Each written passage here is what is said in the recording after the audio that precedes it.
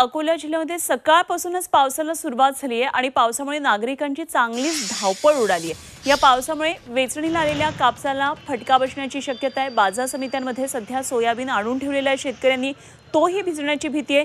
तर वाशिम जिल्ह्यामध्ये पहाटे अवकाळी पावसाने हजेरी लावली आणि या पावसामुळे हवेत गारवा निर्माण झालाय। काढणीला आलेली तूर, रब्बी पिकं तसंच फळबागा, भाजीपाल्याला या सर्वांनाच याचा फटका बसणार आहे। अकोला आणि वाशीमधली आपण ही दृश्य पाहतोय। राज्यावर सध्या अवकाळीचं संकट आहे। विदर्भामध्ये विशेष करून अनेक जिल्ह्यांना अवकाळी पावसाचा फटका बसण्याची शक्यता आहे। मराठवाड्यामध्ये सुद्धा गारपिटीचा इशारा दिलेला आहे।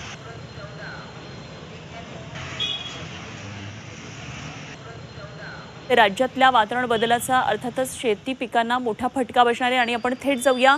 नागपूरमधले आमचे प्रतिनिधी अमर काणे आपल्याबरोबर जोडले गेलेत आणि विदर्भाला मोठा अलर्ट आहे। ऑरेंज अलर्ट काही ठिकाणी आहे, येलो अलर्ट काही ठिकाणी आहे। अमर, एकंदरीतच वातावरण राज्यातलं बदलतंय आणि विदर्भातल्या विशेषतः जिल्ह्यांना पावसाचा अलर्ट आहे। काय नेमकं वातावरण नागपूरमधून सांगता येतं?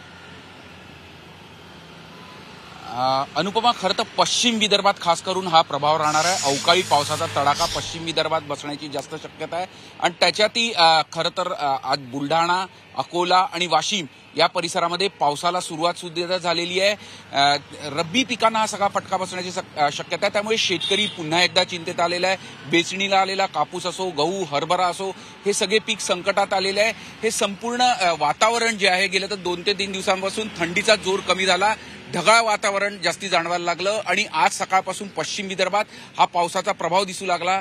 अकोल्यातील काही तालुके आणि वाशीमधल्या 4 तालुक्यांमध्ये आज सकाळपासून पावसालाही सुरुवात झाली आणि हा पावसाचा जोर दुपारनंतर अजून जास्ती वाढण्याची शक्यता आहे। नागपूर प्रादेशिक हवामान विभागाकडून जी माहिती मिळते ते तर त्यांनी तर काही ठिकाणी गारपिटीचा सुद्धा शक्यता व्यक्त केल्यामुळे शेतकऱ्यांनी सतर्क राहण्यास सांगितलेलं आहे आणि एकूणच खरं तर वारंवार असा अवकाळी पावसामुळे शेतकऱ्यांना मोठ्या संकटाला समोर जावं लागतं आणि आता परत एकदा शेतकऱ्यांची चिंता वाढलेली आहे। खास करून कापूस, हरभरा आणि तूर याबाबत शेतकरी जास्ती चिंतेत आहे।